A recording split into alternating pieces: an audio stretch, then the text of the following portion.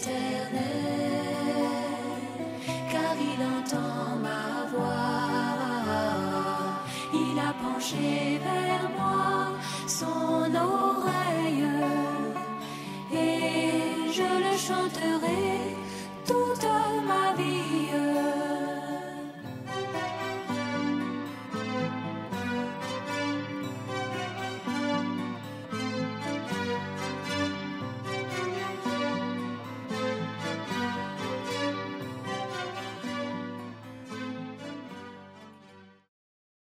Gloire à Dieu. Gloire à Dieu. Merci frère, Dieu te bénisse. Je crois que c'est vraiment le désir de chacun de nous. Aller pour nous reposer là-bas. Et c'est pour ça que tout ce qui doit contribuer à cette finalité-là, voyez, nous devons vraiment être attentifs à cela. Dieu veut, il nous veut là-bas.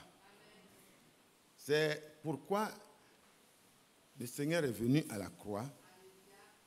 Par Jésus-Christ, il nous a rachetés. Et par son sang versé, nous avons reçu le pardon de nos péchés. Parce que nos péchés nous empêchent d'être agréables à Dieu. Et c'est ainsi que, à la croix, le problème du péché a été réglé. Et pour ceux qui croient, ce n'est pas pour... Dieu veut que tout le monde soit sauvé. Ça, c'est vrai. Mais c'est pour quiconque croit. Et croire, c'est bien différent de dire « je crois en Dieu ». Je crois en Dieu le Père Tout-Puissant, Créateur du ciel et de la terre. Parce que là, même les démons aussi peuvent, en tout cas, citer une partie, même s'ils ne croient pas qu'il est le Père Tout-Puissant. Ils peuvent dire, ils croient et ils tremblent. Mais nous devons croire Dieu. Et ça, c'est important pour vous et moi de pouvoir positionner notre cœur en attendant que le Seigneur vienne nous chercher. Que le Seigneur fortifie chacun de nous. Avec le témoignage de notre jeune sœur Grâce, notre fille, nous devons être interpellés. Mais en fait, qu'est-ce que tu peux faire? Tu ne peux pas refuser de monter dans un taxi. C'est pas vrai? Tu ne peux pas savoir quel malfaiteur est dans tel taxi. Ce que nous pouvons faire, c'est de nous recommander au Seigneur, de compter sur sa grâce. Autant que cela dépend de vous les enfants, pardon, mettez-vous au sérieux avec Dieu. Marchez vraiment avec Dieu. Ne soyez pas rebelles à vos parents parce que ça va raccourcir votre vie. Le Seigneur a dit, ceux qui sont rebelles là ne pourront pas prolonger leur jour sur la terre. Vous voyez, c'est important. On peut raccourcir son séjour. Donc faites beaucoup attention. Les parents, vous avez la plupart d'entre ceux qui sont ici, les enfants partout, vous venez souvent avec vos parents qui sont déjà chrétiens. C'est une grâce. Les autres aussi accompagnent leurs parents pour aller adorer les fétiches ou pour aller dans des directions qui ne sont pas forcément des directions qui mènent au ciel. Mais vous, qui avez vraiment la grâce de venir écouter la parole de Dieu, soyez exemplaires à l'école, soyez exemplaires à la maison, ayez un comportement de quelqu'un qui craint Dieu. Même si vous êtes des enfants, vous pouvez montrer votre crainte de Dieu partout. Et ça va vous distinguer. Et au jour du malheur, il vous protégera dans son tabernacle. De toutes les façons, c'est Dieu seul qui peut assurer notre protection. Même les grandes personnes, c'est le même problème. Quand elle est partie, ce n'était pas que des petits enfants. Nous avons des témoignages de personnes qui sont un peu plus âgées, qui se sont retrouvées directement pris. Ça veut dire qu'ils ne sont même pas entrés dans... On les prend rapidement et on met ça directement. Donc, en marchant, il faut regarder à gauche, à droite, derrière, devant. Non, je pense que vraiment, toutes les précautions que nous pouvons prendre humainement, nous les faisons.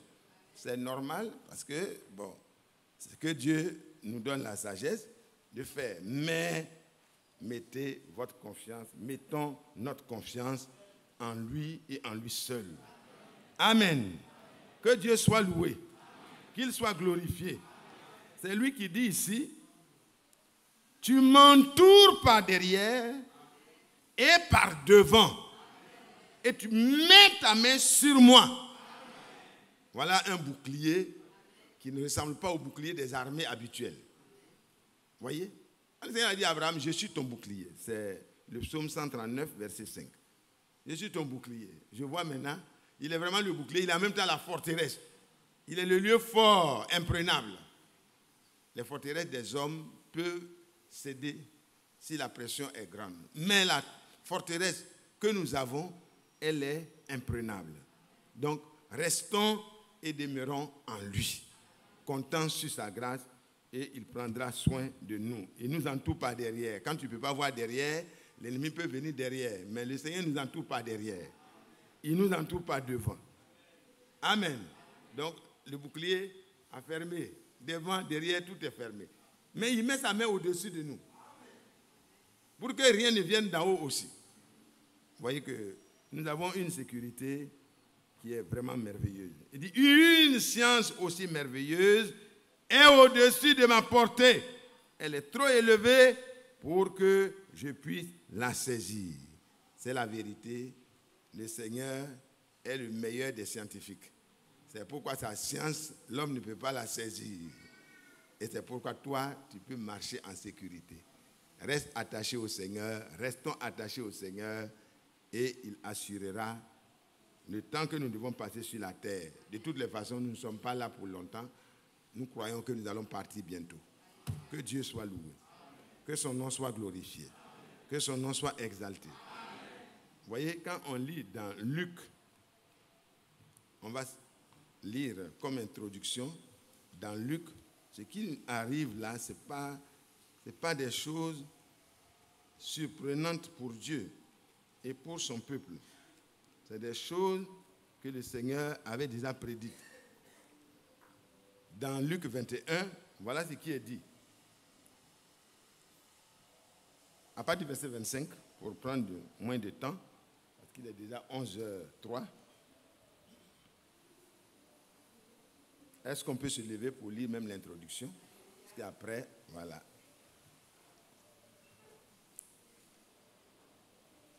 Tous ceux qui peuvent se lever, s'ils sont en bonne santé, on va se lever pour lire. Il y aura des signes dans le soleil, dans la lune et dans les étoiles. Et sur la terre, il y aura de l'angoisse chez les nations qui ne sauront que faire au bruit de la mer et des flots. Les hommes rendant l'âme de terreur dans l'attente de ce qui surviendra pour la terre, car les puissances des cieux seront ébranlées. Voyez? Et il dit, verset, oui, bon. Alors, on verra le Fils de l'homme venant sur une nuée avec puissance et une grande gloire. Quand ces choses commenceront à arriver, redressez-vous et levez vos têtes, parce que votre délivrance approche. Christ est notre délivrance. Nous allons prier. Nous allons demander à notre frère bien-aimé Élie de prier.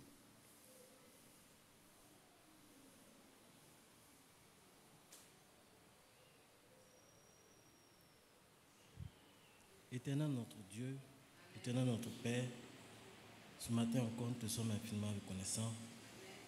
Merci parce que tu nous as donné l'intelligence de lire ta parole.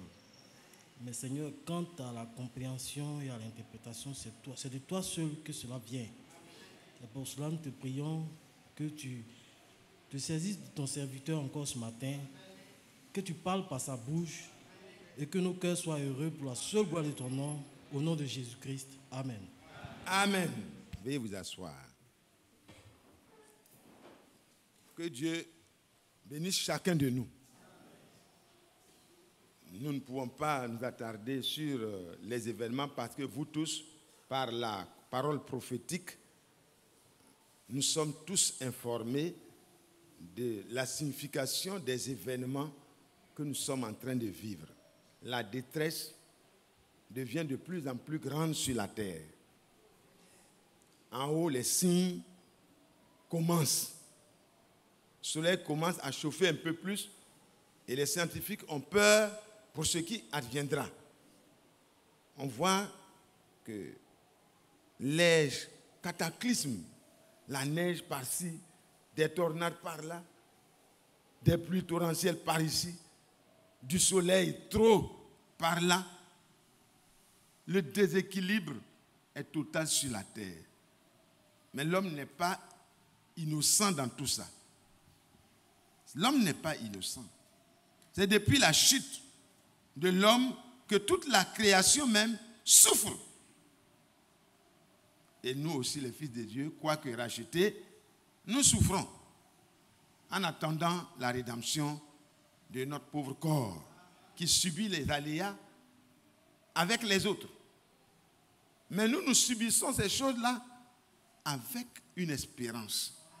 Les autres sont sans espérance. C'est pourquoi la méchanceté augmente par-ci, par-là, parce que l'homme essaie de s'assurer lui-même la sérénité qu'il a perdue. Mais Dieu est bon pour vous et moi. Le soleil va aller en se réchauffant plus, parce que nous avons enlevé le parapluie que Dieu a mis. On est en train de rendre ça très très léger. Paraît-il scientifiquement, c'est une couche qui est là et qui permet une bonne régulation pour que les glaces ne fondent pas, pour devenir des torrents débordants, pour que les choses se régulent correctement. Dieu a mis, quand il a créé, il dit, et voici, tout était bien.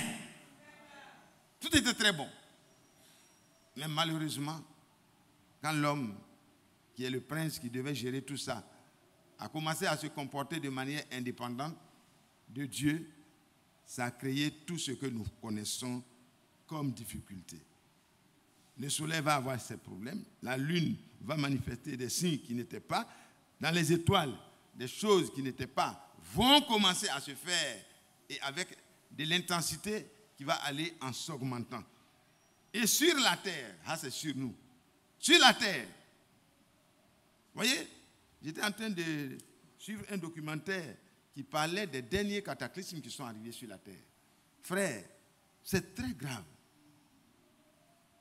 J'ai appris qu'il y a une île en Chine, pour les frères qui voyagent, peut-être qu'ils ont entendu, une île qui est au milieu des montagnes, de plusieurs montagnes, et il y a une commune qui était à l'intérieur de ces collines-là, et la vie sur cette pas une île, mais quand je parle d'île, c'est vraiment une ville située au creux des montagnes et qui avait un climat qui était vraiment un petit échantillon du petit paradis perdu.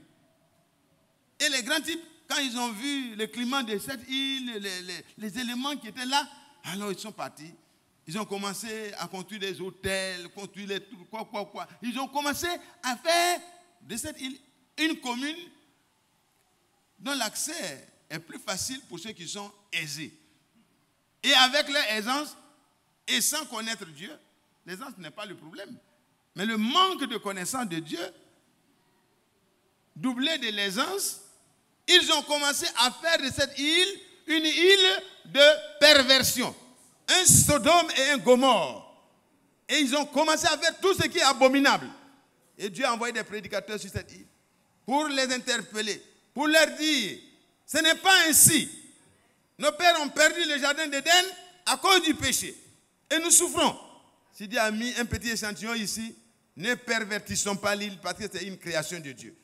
Ça peut attirer la colère de Dieu comme à Sodome et Gomorre. Ils ont dit, c'est parce que vous êtes pauvres que vous êtes en train de parler comme ça. Nous, on n'a pas besoin de Dieu ici sur cette île. Ils ont parlé comme s'ils étaient leurs propres créateurs. Ils ont méprisé le Créateur. Ils se sont confiés dans leur richesse. Ils ont marché dans leur arrogance.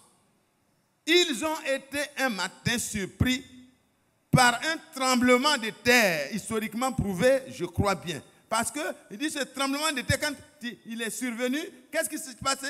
Les montagnes se sont cognées. Les montagnes qui étaient là sont venues se cogner. Et il y a eu, tous les gens qui étaient sur l'île ont été engloutis vivants. Ils ont été engloutis vivants. Quand j'ai lu, je me dis, mais ce n'est pas possible. Et les hommes, le gouvernement, et bon, toutes ces choses, ils ont redéployé beaucoup de moyens plus sophistiqués pour créer encore une commune plus superbe. Oui, ils ont construit des hôtels plus graves. Et tout, je ne sais pas sur la même partie ou en tout cas dans la même. Et puis quand ils ont fini de faire, ils ont recommencé de plus belle. Et une deuxième fois, Dieu a écrasé ça, il a fait disparaître ça. Frère, on ne se moque pas de Dieu.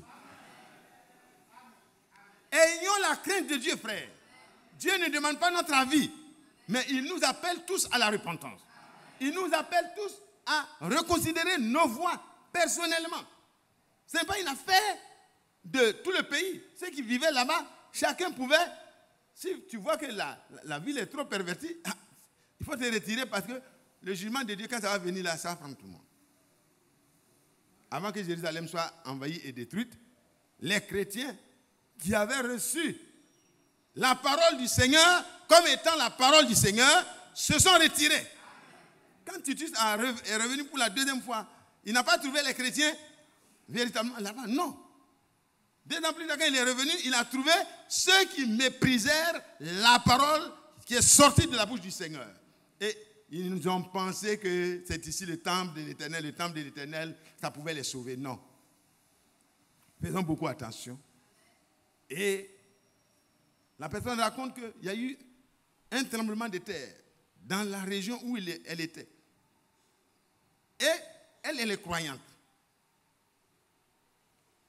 Elle est paralysée. Ceux qui ont les pieds peuvent essayer de fuir. Mais elle fait quoi? Elle dit que quand la maison s'est écroulée, Dieu a créé un petit endroit.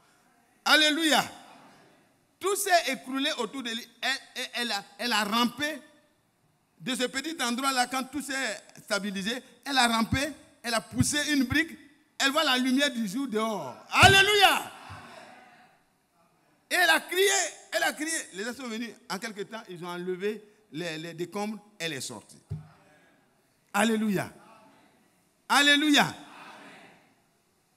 Et quoi, c'est son mari. Lui, il était englouti. Et c'est au moins, je pense, 3 jours plus tard, en tout cas plusieurs jours, qu'ils ont pu dégager. Et un palmier était tombé, il était en bas. Et des phénomènes surnaturels. Mais tous les restes sont partis. Ça dit que le Seigneur sait préserver ceux qui lui appartiennent. Alors, ne soyons pas découragés. La terre doit connaître un temps d'avertissement avant le jugement final. C'est ce qui est en train de se faire. Mais toi et moi, notre refuge est d'avoir cru en celui qui a tout créé. Tout obéit à Dieu. Même la nature comprend le langage du Créateur. Et que Dieu bénisse chacun de nous. Quand les hommes rendront l'âme de terreur dans l'attente de ce qui surviendra pour la terre, toi, qu'est-ce que tu dois faire? Tu dois te redresser et lever ta tête. Parce que c'est le signe annonciateur que notre Seigneur n'est pas loin. Il approche. Il approche à cause de toi. Il approche pour toi. Il approche pour te prendre avec lui. Nous allons lire dans la suite, justement, le thème de notre petite exhortation de quelques minutes. Je vais tâcher de m'arrêter. Et si j'ai l'occasion de revenir, je peux revenir dessus. Et puis, avant d'aborder un autre sujet. On va donc lire dans Hébreux 11. Hébreux 11.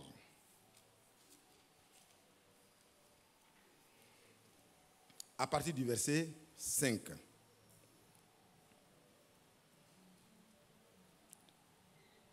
C'est par la foi qu'Enoch fut enlevé, pour qu'il ne vit point la mort, et qu'il ne parut plus parce que Dieu l'avait enlevé. Je ne vous entends pas. Comme c'est Enoch, peut-être que ça, tu ne sens pas comment c'est beau d'être enlevé par Dieu, mais il est un échantillon de ce qui va t'arriver à toi et moi. Donc il faut déjà se réjouir. Dieu l'avait enlevé. Car avant son enlèvement. Amen. Donc le thème, pour ceux qui notent, mettez avant son enlèvement. Il a été enlevé, c'est un fait. C'est réel. Tout ce qui est dit dans la Bible n'est pas une histoire habilement conçue. Non, ce n'est pas des fables. C'est la réalité.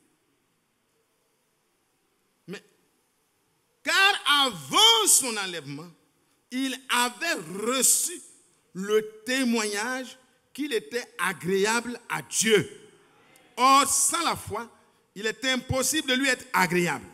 Car il faut que celui qui s'approche de Dieu croit que Dieu existe et qu'il est le rémunérateur de ceux qui le cherchent. Amen.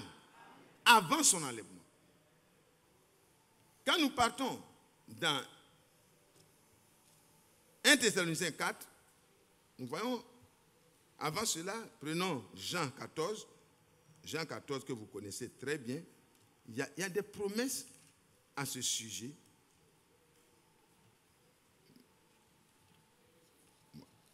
Jean 14, le premier verset. Jean 14. Vous êtes des étudiants de la Bible, vous connaissez toutes ces choses-là. Mais Pierre disait, je sais que vous les connaissez par la vérité de cette parole qui nous a été révélée. Nous sommes presque tous des petits docteurs. Chacun de nous a lu l'enlèvement, on a lu les événements modernes rendus clairs par la prophétie, on a lu tout. Le retour de Christ. Donc, je n'ai pas la prétention de vous enseigner ou de vous dire quelque chose de nouveau. Mais c'est des choses que nous rappelons. Pour que nous soyons tenus éveillés et que nous puissions prêter attention à tout ce qui se passe autour de nous et en nous. Parce qu'autour de nous, c'est bien, c'est avertisseur, mais et en moi. Les éléments qui doivent me permettre de partir là, nous devons trouver cela en nous. Et Dieu se plaît à le faire. Jean 14, verset 1. Que votre cœur ne se trouble point. Alors que les événements deviennent assez troublants, avec les coronavirus, avec les pestes modernes, on appelle Ebola, on dit c'est fini ici, ça apparaît ici, c'est fini ici, ça apparaît ici. Donc on ne peut pas être vraiment tranquille. Humainement, on ne peut pas être tranquille sur la terre. Même si ton ami est en train d'arriver de voyage, aujourd'hui, tu te demandes comment il faut aller l'accueillir. C'est pas vrai? On ne sait pas si c'est avec coup de pied. C'est pas. On va faire comment? Mais la parole de Dieu dit à toi, mon frère et ma soeur, que ton cœur ne se trouble point. Ne te trouble pas. Parce que tu es dans le monde, mais tu n'es pas du monde. Supposons qu'un pays ait trouvé la solution au virus. Vous pensez qu'il va donner d'abord à tout le monde? Il va donner d'abord à sa population. Il va envoyer dans ses ambassades pour qu'on donne à ceux qui appartiennent à cette puissance-là. Pour les mettre à l'abri d'abord.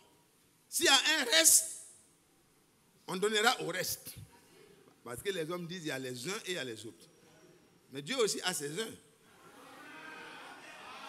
Les uns de Dieu là, c'est toi et moi. Parce que frère, nous avons du prix aux yeux de Dieu. Il n'y a pas de plus grand amour à prouver à un homme que de donner sa vie pour celui qu'on aime. Et le Seigneur l'a fait pour toi et moi pour prouver que malgré la chute, nous sommes à lui et il va user de tous les moyens qu'il a pour nous relever et pour nous restaurer. Sa grâce te suffit, mon frère. Que ton cœur donc ne se trouble point. Si tu es obligé de voyager, il faut voyager. Voilà des hommes qui sont toujours partis parmi nous. Alléluia. Alors mon petit frère Vincent me dit, papa, je suis parti. Je dis, ah, que Dieu te bénisse, qu'il t'accompagne. Parce que frère, les avions, ce n'est pas la sécurité. Hein? Parce qu'on pense parfois que c'est quand on voyage en bus, on voyage en voiture personnelle, que non, la voiture personnelle peut tomber dans les ravins. On va venir te tirer, bon, tu peux avoir le pied cassé, tu peux sortir. Mais quand l'avion quitte là-bas, pour tomber, c'est pas facile, hein? Il faut beaucoup de foi pour monter dans l'avion. Quand tu as regardé dans National Geographic comment les choses se passent souvent, tu te demandes, est-ce qu'il faut monter? Mais il faut monter. Tu ne vas pas marcher à dos d'âne pour aller en Chine. Tu ne vas pas prendre le Moyen-Âge, comment on se déplaçait, un cheval pour aller en Afrique du Sud. Il faut que tu prennes l'avion. Mais il ne t'entoure pas devant, il ne t'entoure pas derrière, et sa main est au-dessus de toi. Sa science te protège.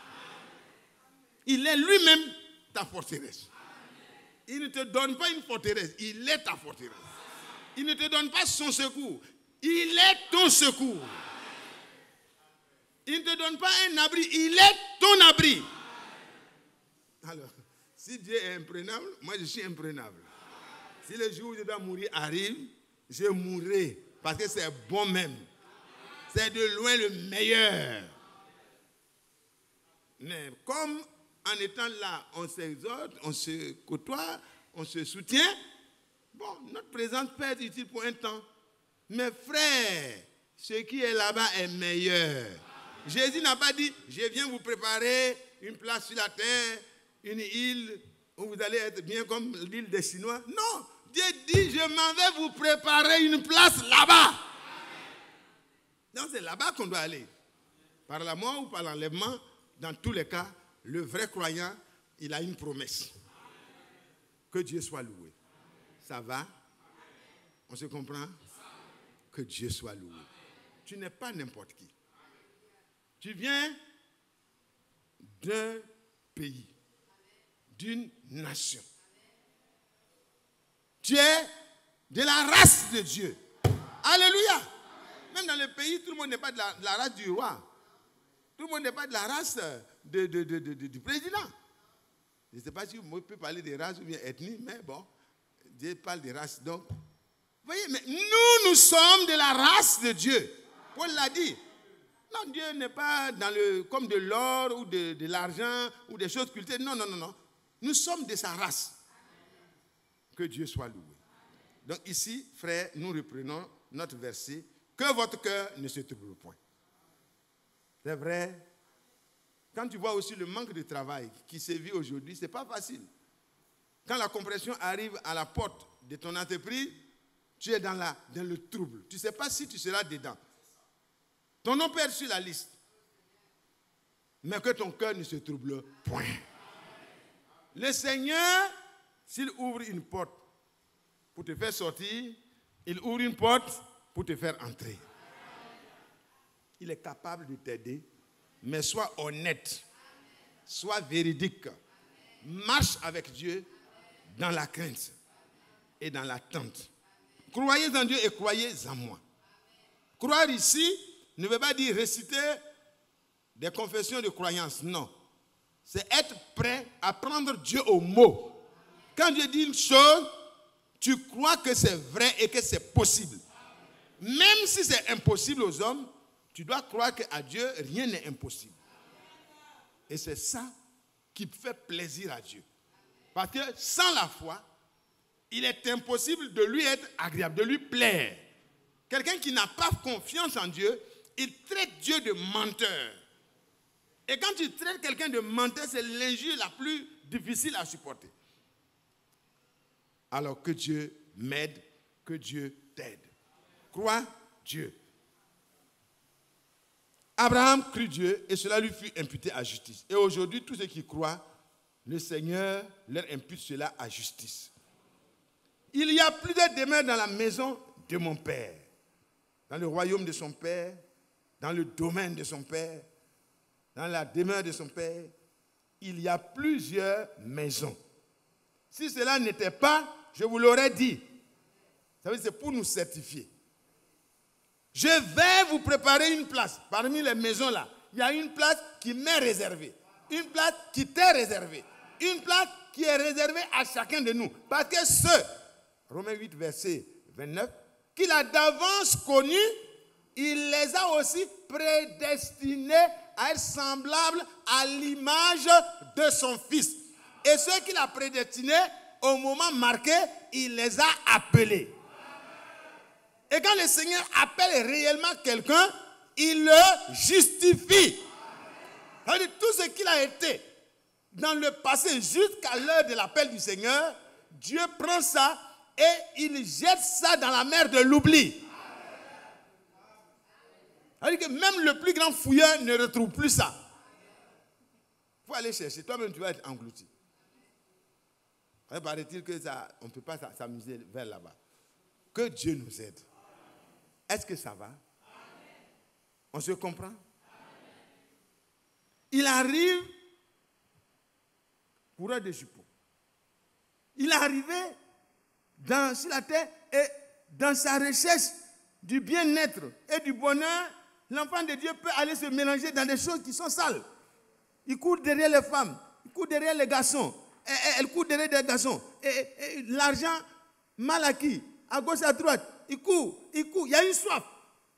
Mais, alléluia, alléluia, Dieu comme l'aigle est à la recherche de celui qui lui appartient, qu'il a d'avance connu et dont le nom est déjà dans son carnet secret. Alléluia.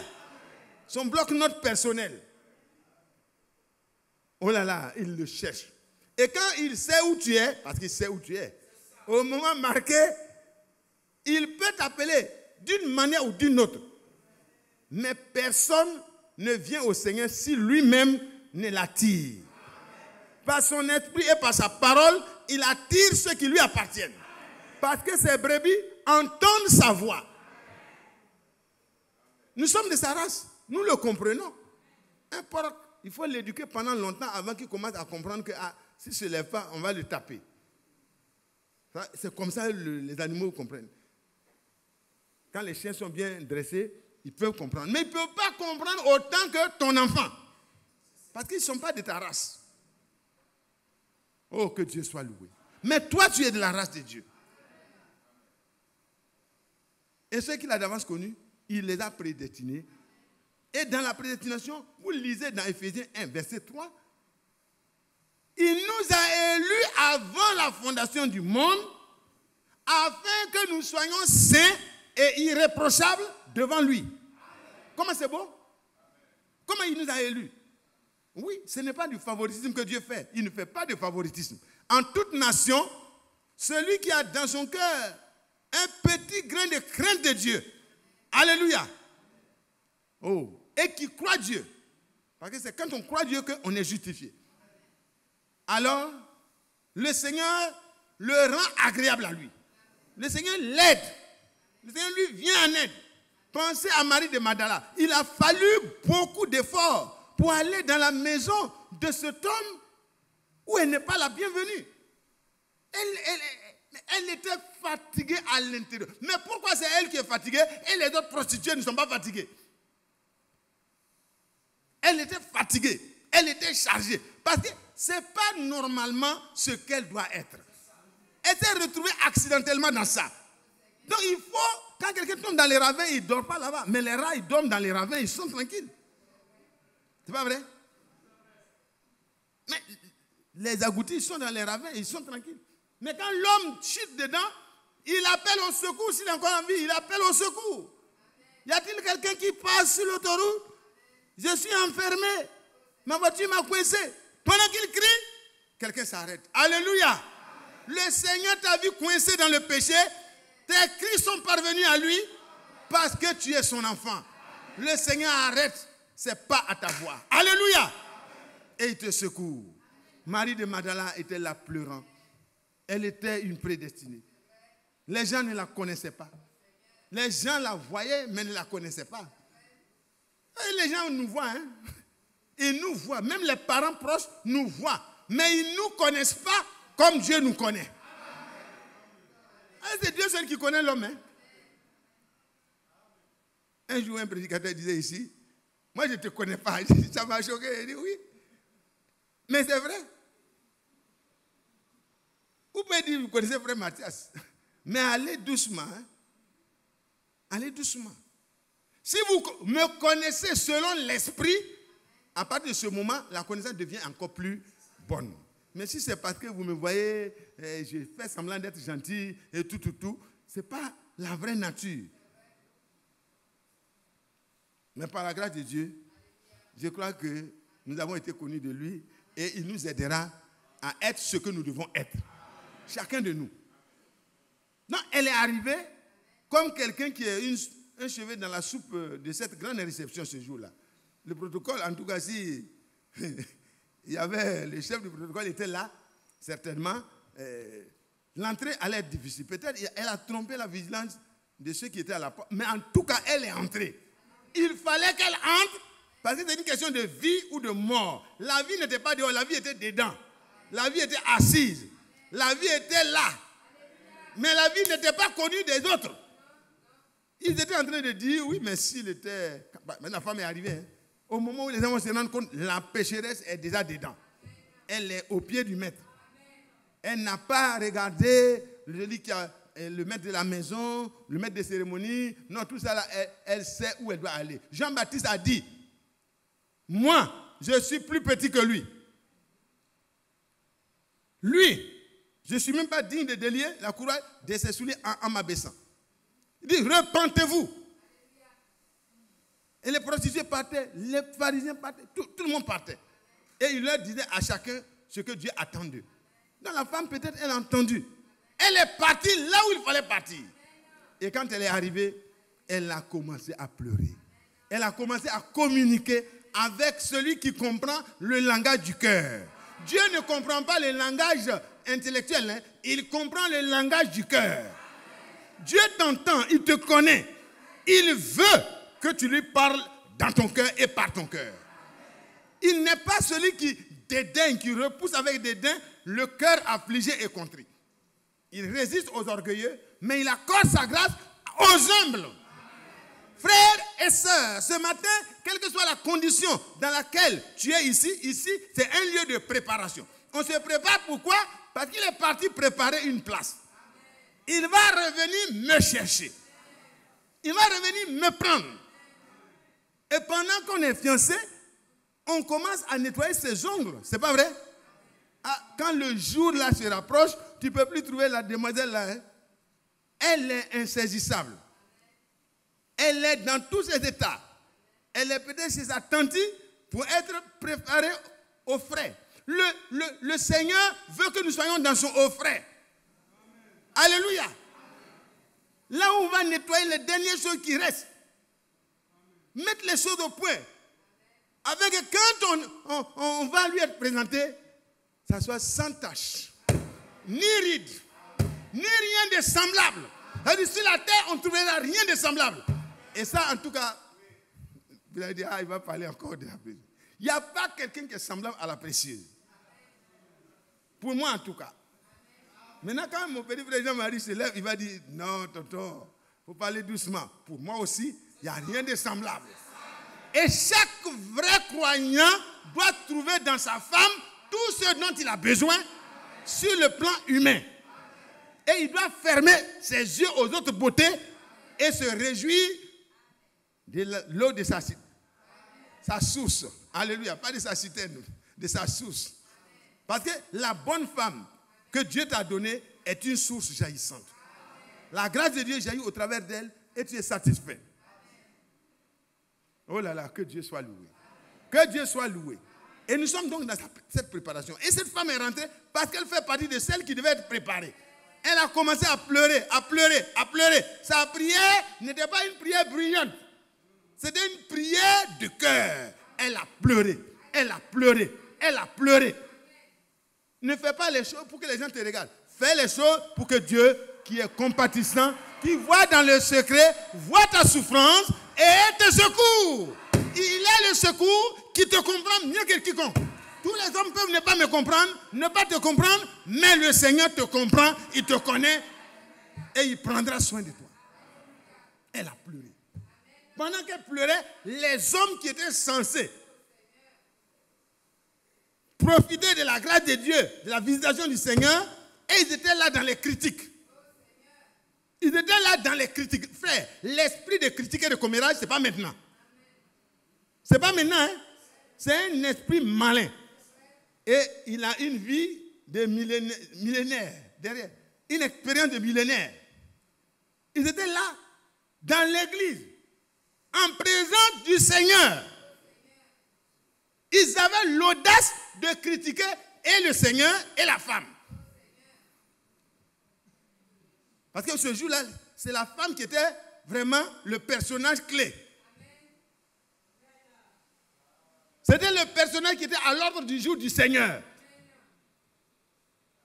Et ils sont en train de dire, oui, si celui que nous avons invité était vraiment prophète, il aurait prophétisé au moins. Dieu lui aurait dit, avant qu'il n'arrive ici, qu'il y a une mauvaise femme qui allait venir et qui allait tenter de le séduire, va lui attraper les pieds, mais c'est une fausse personne, elle n'est pas claire. Selon les recherches que nous avons faites sur elle hier, avant-hier, il y a tant de jours, elle l'a séduit, elle a détruit beaucoup de familles. Certainement, je ne dis pas, il n'est pas écrit, excusez-moi, mais il est écrit aussi que si tout ce qui est dit était écrit, le monde ne peut pas contenir. Le résumé là, c'est pour que nous puissions croire. Donc je m'arrête à ce qui est résumé là. Amen. Pardonnez-moi ce que j'ai dit là. Mais cette femme-là était là. Son passé n'était pas bon. Parce que la Bible l'appelle la pécheresse. Pourquoi pour elle là, on ne dit même pas celle qui a péché. Mais elle dit elle est la pécheresse. Dans les hommes avaient quand même raison un peu. Mais, frères, sœurs, le jugement appartient à Dieu. Nous n'avons pas tous les éléments. Hein? On croit posséder tous les éléments. Mais les éléments de détermination appartiennent à Dieu. C'est lui qui est le juge. C'est lui qui est le, comment on appelle là? Hein? L'avocat. Bon, je ne parle pas de l'avocat, celui qui incrimine là. Le procureur, il est le juge, il est le procureur, il est tout ça. Maintenant pour nous, il est l'avocat. Alléluia. Quand notre dossier est accablant, si nous sommes honnêtes, si nous sommes sincères comme cette femme-là, elle est partie avec sincérité. Son dossier était grave. Personne ne voulait l'aider. Mais elle est partie au pied du juge suprême. Elle n'est pas partie pour couvrir son dossier. Elle est partie pour dire ce qu'on me reproche là est vrai. Je suis la pécheresse. J'ai fait beaucoup de dégâts. Mais aujourd'hui, je veux mettre fin à cela. Je veux retourner dans l'intimité de mon Père. Parce que je sens que ce n'est pas ce que je dois faire. Ce n'est pas à cela que Dieu m'a prédestiné. Seigneur, aie pitié de moi. Sois apaisé envers moi. Comme le publicain. Et il baissait la tête. Il dit, sois apaisé envers moi. Je n'ose pas lever la tête. Tu es trop saint pour que je te regarde. Mais sois apaisé. Et la pauvre femme aussi était au pied du maître. De la même manière, elle pleurait. Elle ne peut pas oser mettre de l'huile sur la tête du Seigneur. Non. Elle était au pied. Elle ne peut pas prendre de l'eau pour venir. Qui va la laisser entrer? Elle en avait suffisamment dans son corps. Elle a fait pleurer son cœur. Son cœur pleurait et les larmes étaient surabondantes. Et avec ces larmes, elle a lavé les pieds du Seigneur. On n'a pas dit qu'elle a mouillé seulement, elle a lavé. Et quand elle a fini de laver, il faut une serviette. Mais est-ce qu'elle pouvait entrer avec tout cet arsenal-là? Les gens n'allaient pas lui permettre.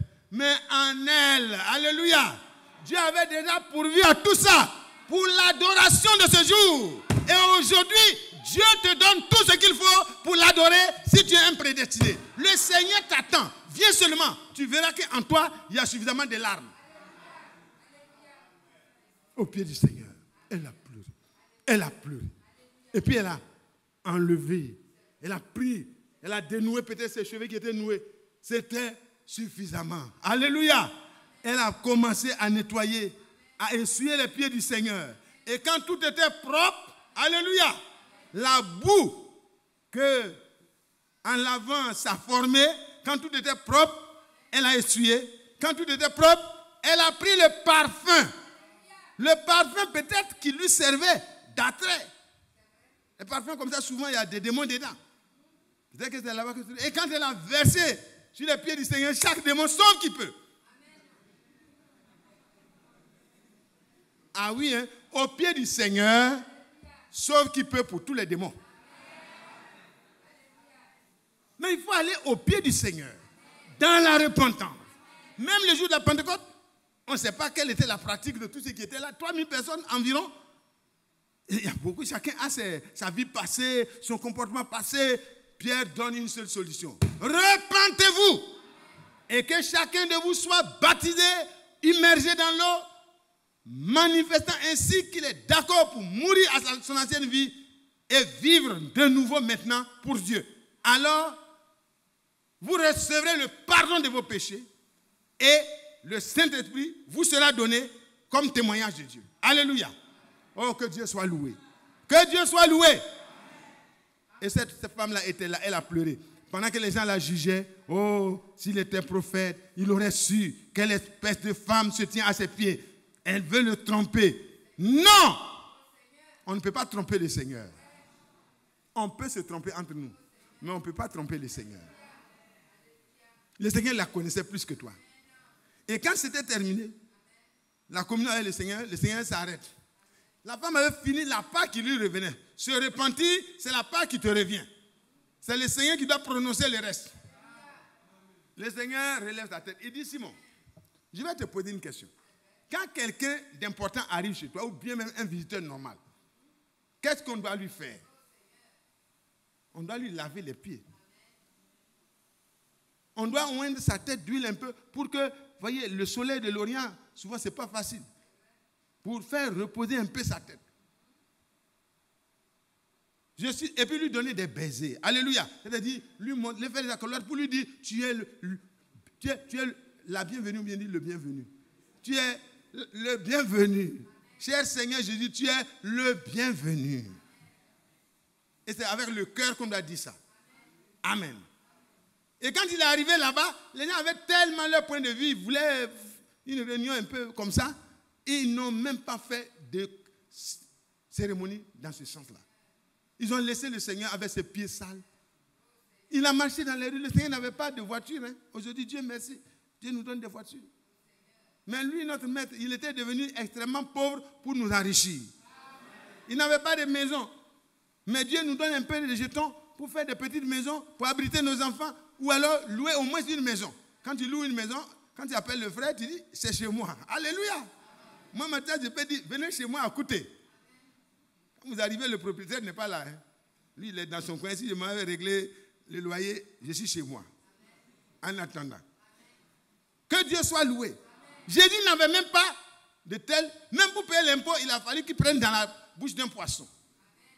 Même pour rentrer à Jérusalem pour accomplir les Écritures, il a fallu le petit d'une ânesse qui appartient à quelqu'un d'autre. Frère, il s'est rendu pauvre pour nous rendre riches. C'est pourquoi ne sois pas découragé. Parfois, quand les choses te manquent, ne te décourage pas. Va au pied du Seigneur. Ce qui t'est nécessaire là, Dieu va te donner. Ce qui n'est pas nécessaire là, n'envie pas les autres. Remercie le Seigneur pour ce qu'il a fait pour quelqu'un à côté de toi, pour ce qu'il a fait pour une personne. Il ne faut pas être aigri, il faut être heureux du bien-être que Dieu accorde aux autres, du bonheur que Dieu accorde aux autres. Et le Seigneur, en son temps, te donnera juste ce qu'il te faut. Parce que le Seigneur sait ce que tu as besoin. Cette femme-là avait besoin du pardon de ses péchés. Elle a pleuré, et le Seigneur a regardé. Il dit, tu ne m'as même pas lavé les pieds. Elle, pendant que je suis entré ici, elle n'a cessé de pleurer, de me laver les pieds. Elle m'a lavé les pieds avec ses larmes. Elle a essuyé mes pieds avec sa chevelure. Vous pouvez prendre le pain d'une soeur. Est-ce que vous avez déjà vu une femme qui s'en va donner ses cheveux pour que les gens marchent dessus? Jamais. Quand il y a les cérémonies, les femmes, quand elles sont un peu enthousiastes, elles prennent le pain, elles déposent, marchent dessus. Et puis tu marches. Ça, c'est bien. Mais la chevelure d'une femme, c'est sa gloire. Et c'est vraiment quelque chose que son mari apprécie. Mais elle a pris ça, elle a essuyé les pieds du Seigneur. Oh, quelle humilité. Ça veut dire que je n'existe pas. Je ne suis que poussière. Mes cheveux là, ça vient de la poussière. Ce n'est pas anormal que je mêle ça à la boue. Je suis cela.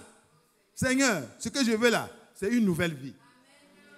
Son parfum, elle a versé ça au pied. Et Judas, qui était un véritable voleur, ce n'était pas vraiment quelqu'un qui était sérieux. Hein. Il ne se préoccupait pas des pauvres, mais aujourd'hui, comme c'était une situation comme ça, il va faire un semblant de compassion. Oh là là, les pauvres, les frères et les sœurs qui ont des problèmes comme ça, et puis on s'en va gaspiller de l'argent dans l'adoration comme ça. On aurait pu vendre cela. Combien? C'est un comptable aussi. Hein. Bon. En tout cas, il sait compter. Il a déjà estimé la valeur, peut-être c'est 1 million aujourd'hui. Et alors, quand on aurait fait ça, on va mettre dans la bourse. Pour que M. Judas, on l'envoie pour aller régler le problème des pauvres. Et pendant qu'on lui dit de régler 10 000, lui, il règle 20 000. Bon, ce n'est pas écrit, pardonnez-moi. Mais la Bible dit qu'il était voleur. Son problème n'était pas les pauvres, son problème était lui-même, comment il va faire. Et le Seigneur connaissait ça. Il dit, Judas, tu te mets en peine des pauvres maintenant? Vous avez les pauvres chaque jour pour vous leur faire du bien. Est-ce que vous pouvez finir les pauvres? Ils sont là. Mais moi, vous ne m'avez pas toujours. Cette femme-là, ce qu'elle a fait là, tous les jours où l'évangile sera prêché, cela sera rendu comme témoignage. Alléluia!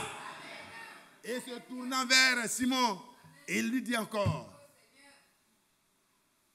cette femme-là, ses nombreux péchés lui sont pardonnés. Quand il a fini de dire ça à Simon, il y a d'autres discours qu'il a prononcés avant ça, et il se tourne vers la femme. Il dit, femme, va en paix. Tes péchés là sont pardonnés. Lui seul pardonne les péchés. Parce que lui seul connaît les cœurs. Lui seul connaît la repentance que tu manifestes. Lui seul connaît la sincérité. Et lui seul a droit de jugement. Parce qu'il a tout le dossier au complet. C'est pourquoi, frères et sœurs, arrêtez de juger les frères.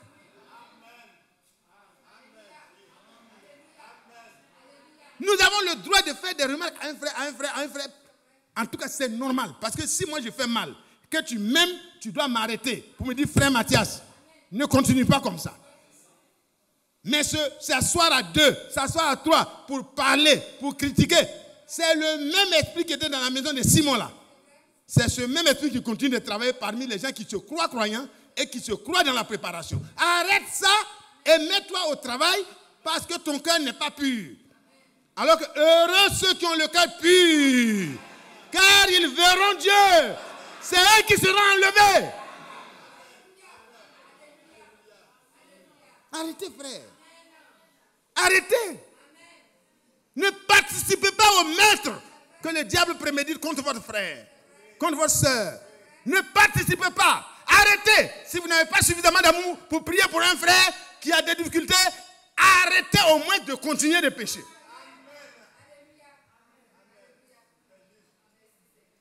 Dans les bureaux, dans les maisons, on passe le temps plutôt que de prier pour que le Seigneur nous prépare pour l'enlèvement. C'est nous qui connaissons tout, c'est nous qui savons tout et c'est nous qui ne savons rien en réalité. Les gens pensaient qu'ils connaissaient la femme là. Le Seigneur dit, mais vous êtes en retard. Ces nombreux péchés là, je les lui pardonne. Parce qu'il a aimé beaucoup et alors elle reçoit beaucoup. Celui à qui on a beaucoup pardonné aime beaucoup. Que Dieu soit loué. Que Dieu soit loué. Que Dieu soit loué. Ce matin, frère, je demande à chacun de nous, frère, ne faisons pas de cette assemblée en préparation un endroit où les criminels, parce que le crime, ce n'est pas d'aller prendre le poignard pour tuer. C'est d'avoir la langue fourchue.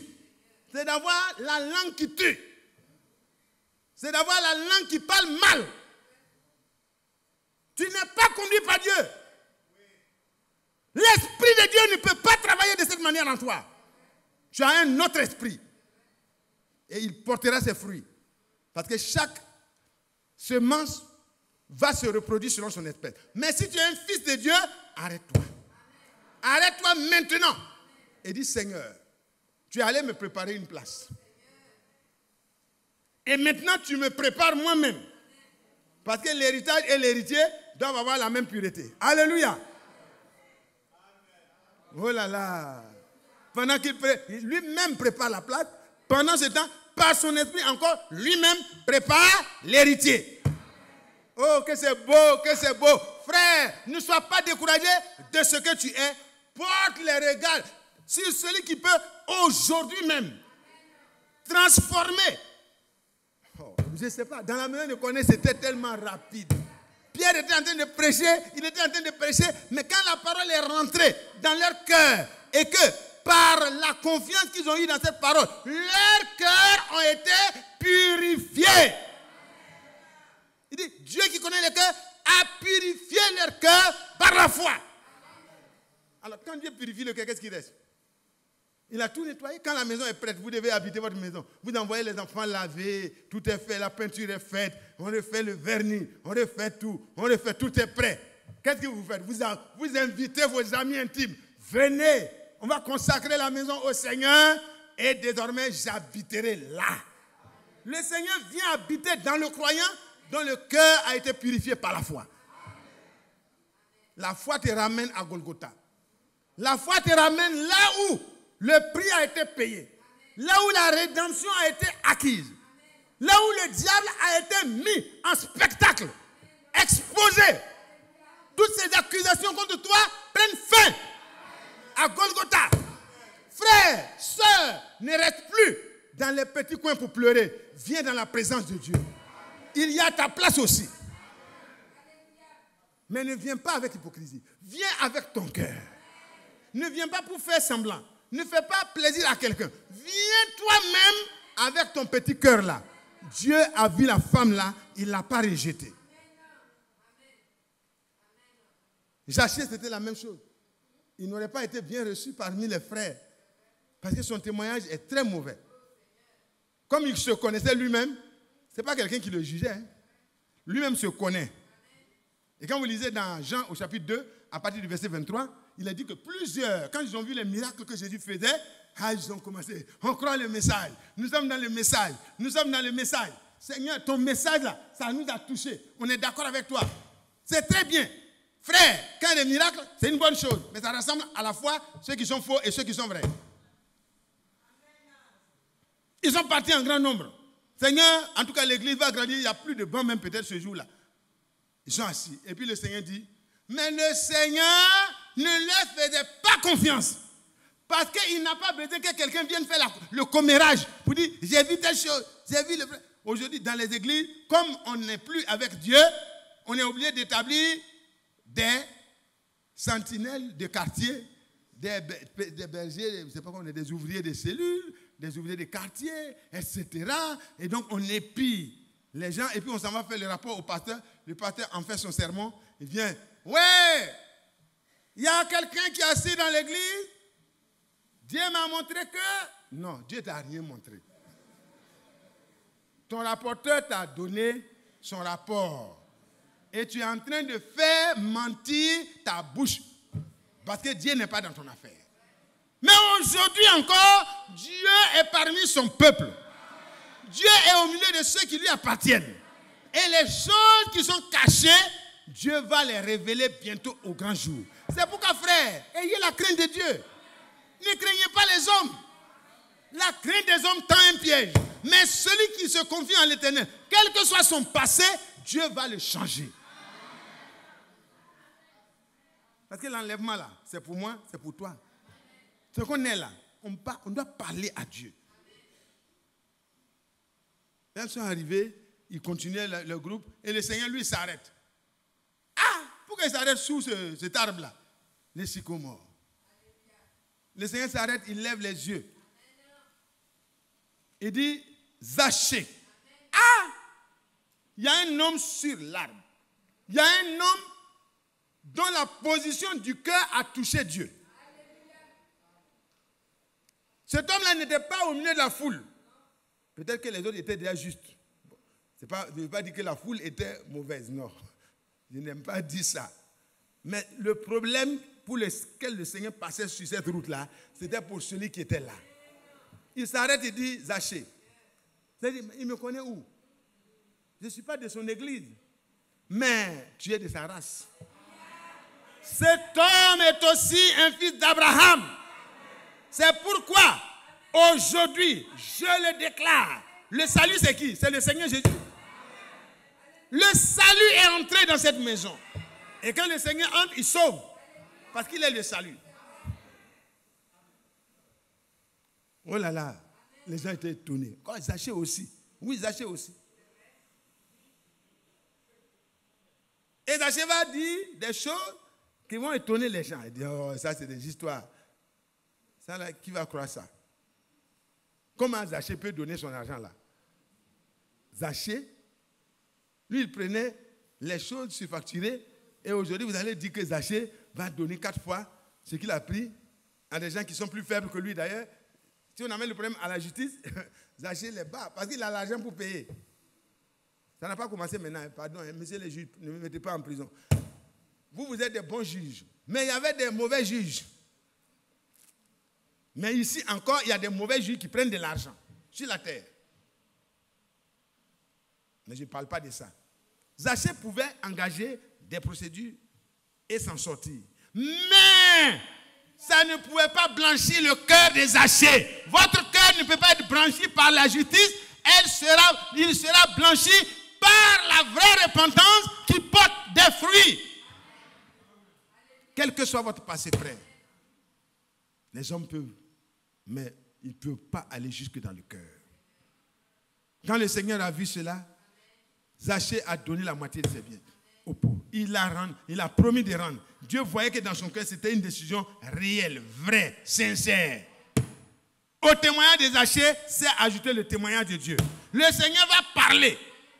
Aujourd'hui, le salut est entré dans cette maison. Parce que cet enfant que vous voyez là, c'est un enfant d'Abraham. Alors qu'il a dit que ceux qui ont la foi d'Abraham sont justifiés avec Abraham, le croyant. Et ils sont bénis avec Abraham, le croyant. Que Dieu soit loué. Il dit déjà, oh là là, je n'aime pas commencer le thème. Que Dieu soit loué. Que Dieu soit loué. Et nous allons repartir dans Matthieu et Jean 14. Il y a plusieurs demeures dans la maison de mon Père. Si cela n'était pas, je vous l'aurais dit. Je vais vous préparer une place. Et lorsque je m'en serai allé et que je vous aurai préparé une place, je reviendrai et je vous prendrai avec moi, afin que là où je suis, vous y soyez aussi. Gloire à Dieu. Gloire à Dieu. Gloire à Dieu. Je reviendrai. Prenez Genèse 6. Genèse 5. Genèse 5. On peut prendre à partir du verset 21. Enoch, âgé de 65 ans, engendra Méthusélah. Enoch, après la naissance de Méthusélah, marcha avec Dieu 300 ans. Non, quand je lisais ça, je dis non. Ah, l'enlèvement là, c'est pas comme ça. Hein. Il a fallu que Enoch marche avec Dieu avec persévérance. C'est-à-dire, les 300 ans, on n'a pas dit que chacun de nous doit faire 300 ans avant que Dieu ne le trouve agréable. Non. Mais il ne faut pas relâcher. Chaque jour, pendant les 300 ans, Enoch marcha avec Dieu. C'est-à-dire, chaque jour, alors que deux personnes ne peuvent pas marcher ensemble s'ils s'accordent, il faut qu'ils s'accordent. Donc Dieu et Enoch étaient d'accord.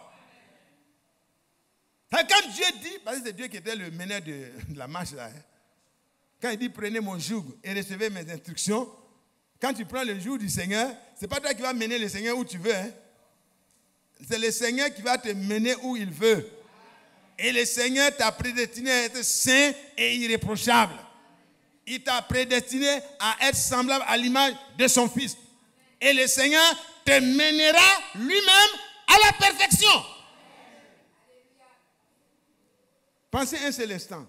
1 Thessaloniciens, le chapitre 5. Prenez ça rapidement et puis on va revenir pour conclure pour aujourd'hui. Parce que il vaut mieux qu'on s'arrête, voyez, et que vous puissiez partir, parce que vous connaissez déjà toutes ces choses-là. Vous êtes des merveilleux frères. Dieu vous a connus d'avance.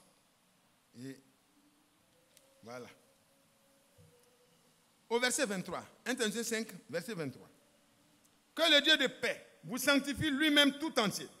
Et que tout votre être, l'esprit, l'âme et le corps soient conservés irrépréhensibles lors de l'avènement du Seigneur Jésus-Christ. De notre Seigneur Jésus-Christ.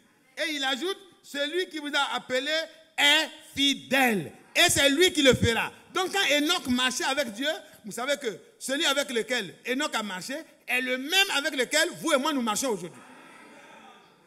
Il était l'Éternel, il était Yahvé, il était Elohim, il était tout ça. Mais maintenant pour notre rédemption, il est Yahshua. Il est Jésus-Christ le Seigneur. Alléluia. Il est venu juste pour toi et moi. Il a racheté tout ça à cause de toi et moi d'abord.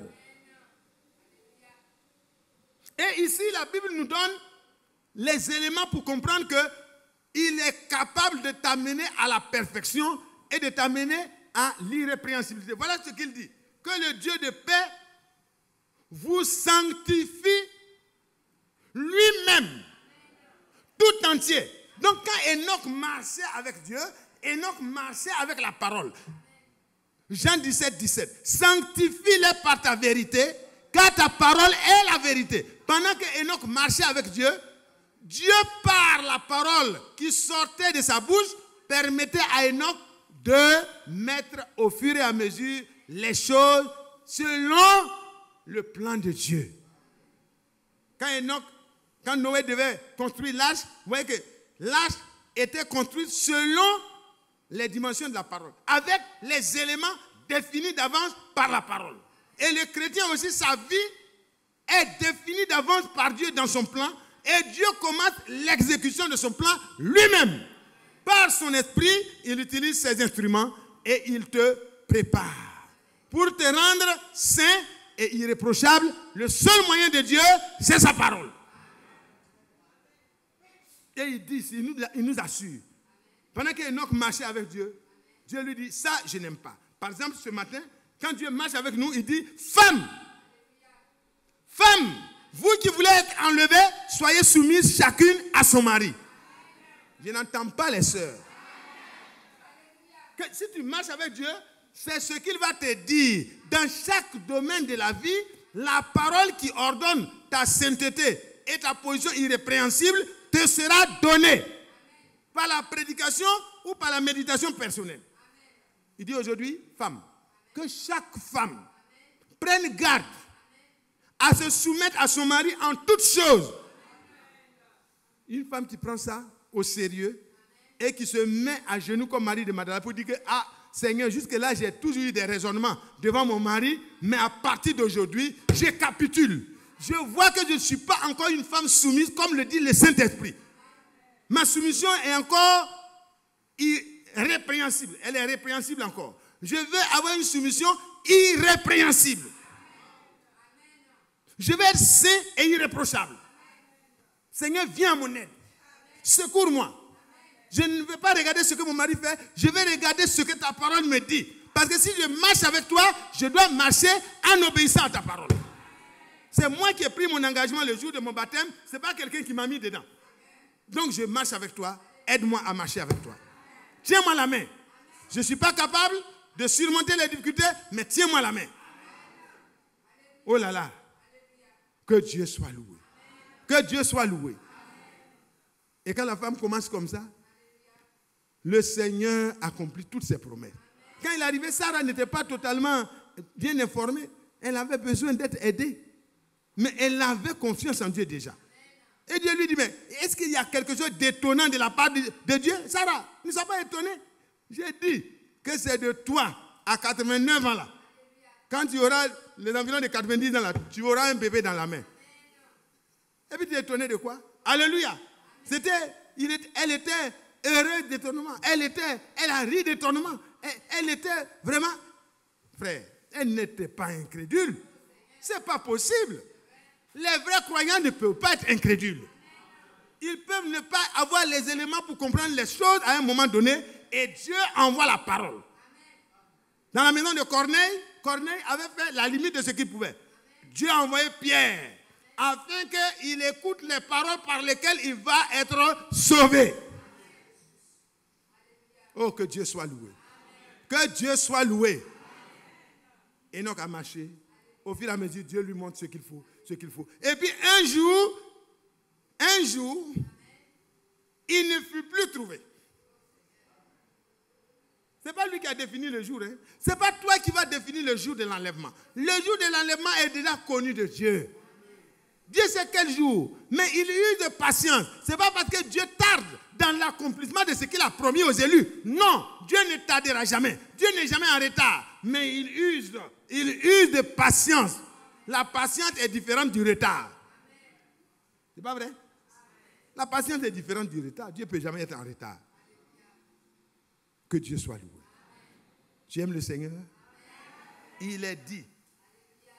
Il va, le Dieu de paix, va te donner lui-même d'être sanctifié tout entier. Ton être tout entier, l'esprit, l'âme et le corps. Et il va te rendre quoi? Irrépréhensible lors de l'avènement du Seigneur. La venue du Seigneur est proche. Un jour il est venu et puis il a enlevé Enoch. Mais avant que Enoch soit enlevé, il avait reçu le témoignage que dans la marche au quotidien là, la note finale de Dieu est que cet homme-là, il lui est agréable. Or, sans que tu fasses confiance à Dieu pour mettre en pratique sa parole, tu ne peux pas être agréable à Dieu. Que te faut-il aujourd'hui? Beaucoup de discours encore? Non, frère. Je veux que chacun de nous, en partant à la maison, continue cette étude. Enoch, avant son enlèvement, a reçu le témoignage qu'il était agréable à Dieu. Or, sans la foi, quelqu'un qui ne marche pas avec la parole dans l'obéissance, la foi et l'obéissance marchent ensemble, ce sont de la même. Il ne peut pas être agréable à Dieu. Frère, je vous demande pardon.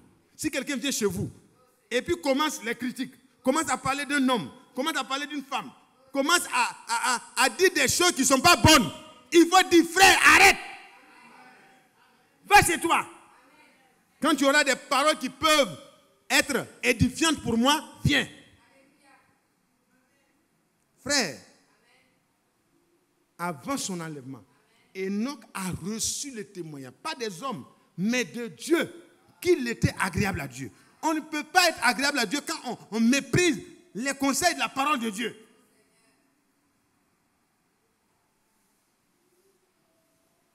L'enlèvement va passer au-dessus de ta tête. Parce que tu n'as pas le témoignage que tu es agréable à Dieu. La prochaine fois, on va parler de ce témoignage-là. C'est quoi? C'est quoi? Si Dieu le permet. Mais aujourd'hui, on va s'arrêter là. Il a reçu le témoignage. Toi aussi, tu recevras le témoignage.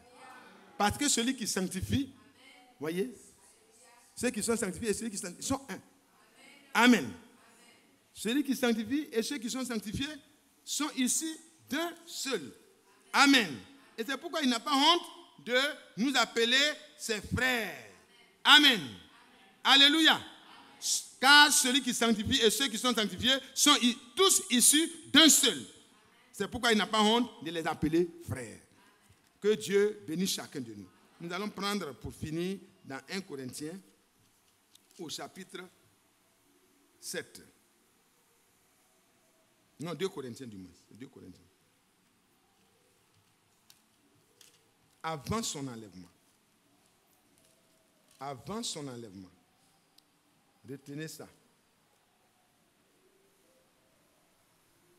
Là encore, au verset 17 déjà, il dit, c'est pourquoi, sortez du milieu d'eux, séparez-vous, dit le Seigneur, ne touchez pas à ce qui est impur, et je vous accueillerai. Frère, il a préparé la place. Il n'est pas en train de tarder dans l'accomplissement de venir nous chercher. Il nous accueillera. Mais il faut que celui qui doit mériter, qui doit aller à cette place-là, soit préparé. Il y a un problème de séparation. Il y a un problème de ne pas toucher à ce qui est impur. Les causeries impures, les fréquentations impures, tout ce qui souille. Frère, arrête ça. Le Seigneur est prêt à t'aider. Moi, si j'ai une amitié, et puis dans cette amitié-là, ça m'amène à faire des choses que Dieu réprime, je vais préférer couper cette amitié que d'aller continuellement écouter des choses qui m'amènent à avoir la haine contre des personnes dans mon cœur. Celui qui le fait, c'est le diable. Ne coopère pas avec le diable, mon frère. Dieu veut que tu aimes. Même celui qui est d'une autre opinion que toi, tu dois l'aimer. Tu es obligé de l'aimer. Tu es dans l'obligation en tant que fils de Dieu de l'aimer jusqu'à ce que Dieu vous permette. Alors, frères et sœurs, l'enlèvement n'est pas loin. De deux qui seront sur un même lit, l'un sera pris, l'autre sera laissé. Ceux qui seront au champ en train de travailler dans la même entreprise, dans la même chose, il y a un qui sera pris, il y a l'autre qui sera laissé. Et puis on sera étonné. Non. Ne sois pas étonné. Ça se commence maintenant. Ça se prépare maintenant. Ça s'achève maintenant. Ce n'est pas le jour de l'enlèvement qu'il faut terminer ta préparation. C'est maintenant. Sépare-toi de tout ce qui te souille. Sépare-toi des rapporteurs. Sépare-toi des comméreurs. Si tu ne veux pas rater l'enlèvement, même si c'est ton mari qui passe son plaisir à parler mal des autres, dis-lui, chérie, je ne peux pas me séparer de toi si le plan du mariage. Mais ton esprit là, je ne suis pas d'accord avec ça. Dans la soumission, il ne faut pas crier sur ton mari. Voilà. Shadrach, Meshach et Abednego n'ont pas dit, roi, tu as vu, non? Tu es un païen. Nous là, on n'adore pas les idoles. Toi, tu n'as pas compris? Voilà la Torah. Ils ont commencé, on va les tuer sur place. Ils ont dit, oh roi, alléluia. Donc parlez avec soumission, parlez avec humilité. Voyez les autres comme vous étant supérieurs. Allez-y dans la douceur et dans l'amour, mais dites la vérité. Oh roi, vis à jamais. Ah, il va vivre à jamais quand? Mais c'est bon. Il dit, je te souhaite longue vie. Maintenant, ce que tu as dit de faire là, je ne peux pas faire parce que mon Dieu dit de ne pas faire ça. Mon mari, je ne peux pas faire ça. Je te demande pardon. Accepte mes excuses. Amen. Et puis ton mari va essayer, mais si ta position est juste, Dieu te défendra. Que Dieu soit loué. Que Dieu soit loué. Je serai pour vous un père et vous serez pour moi des fils et des filles. Dit le Seigneur tout-puissant. Le Seigneur n'a pas besoin de l'aide de quelqu'un. Il est tout suffisant, il est tout puissant pour t'aider. Sépare-toi seulement. Prends la position qui plaît à Dieu seulement. Dieu fera le reste. Les conséquences là, c'est Dieu qui va gérer ça. Maintenant, voyez le verset 7, le chapitre 7. Ayant donc de telles promesses, la promesse de l'enlèvement, la promesse que Dieu lui-même nous sanctifiera, esprit, âme et corps, et nous rendra irrépréhensibles. Ayant donc de telles promesses, purifions-nous de tout souillure de la chair et de l'esprit en achevant notre sanctification dans la crainte de Dieu. Purifions-nous. Alléluia. Je dis, frère, mais comment je vais me purifier moi-même? Prenez 1 Pierre au chapitre 1, le verset 22. Dieu répond par sa parole. Ayant purifié vos âmes en obéissant à la vérité. Est-ce que vous suivez? Levons-nous pour lire ça ensemble. C'est fini. Comment je vais me purifier? De tout suivre de la chair et de l'esprit. Nous allons lire et puis après on va prier. Chacun de nous va passer le temps un peu dans la prière pendant quelques minutes. Ayant purifié ensemble. On va lire ensemble comme à l'école coranique. Mais ici c'est l'école biblique. Non mais ce n'est pas l'école biblique, c'est l'école de la Bible. Alléluia. Que Dieu vous bénisse. Les termes que j'utilise, c'est des termes humains, pardonnez-moi.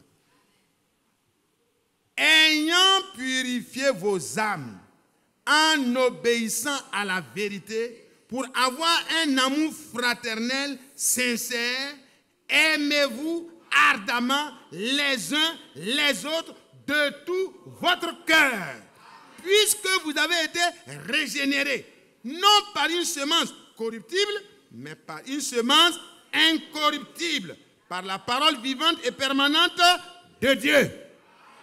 Que Dieu soit loué. À la maison, il faut relire. Le moyen que Dieu va utiliser pour purifier ton cœur, ce n'est pas autre chose. C'est en obéissant aux instructions du Seigneur. Ça te donnera le meilleur des bonheurs et le meilleur bien-être. Parce que quand quelqu'un est enlevé au ciel, ben, il va aller. Paul a dit qu'il a vu des choses qu'on ne peut pas raconter. Il a entendu une mélodie ineffable et tout. Là-bas, frère, nous ne serons plus dans les problèmes d'incompréhension. Tout va finir. Mais avant là-bas, ici sur la terre, tout doit être réglé. Et le Seigneur est capable de tout régler. Ayez confiance. Mettez votre langue au service de Dieu. Mettez vos genoux au service de Dieu. Prenez vos pieds. Que ce ne soit pas des pieds agiles pour aller verser le sang de votre frère en parlant mal.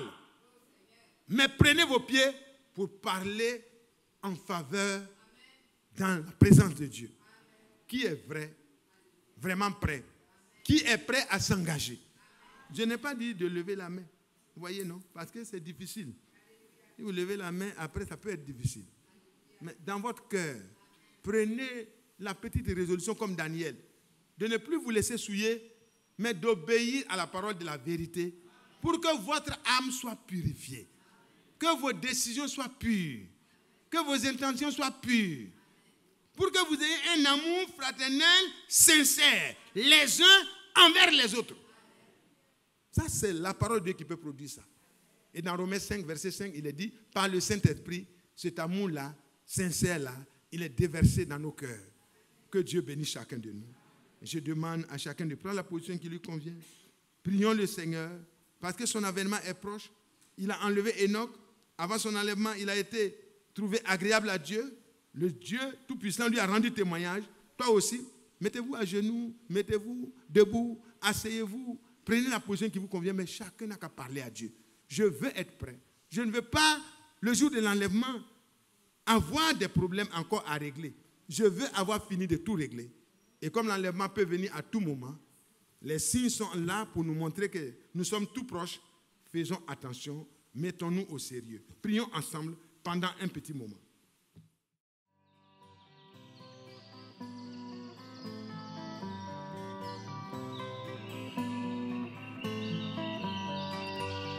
J'aime l'Éternel, car il entend ma voix. Il a penché vers moi son oreille, et je le chanterai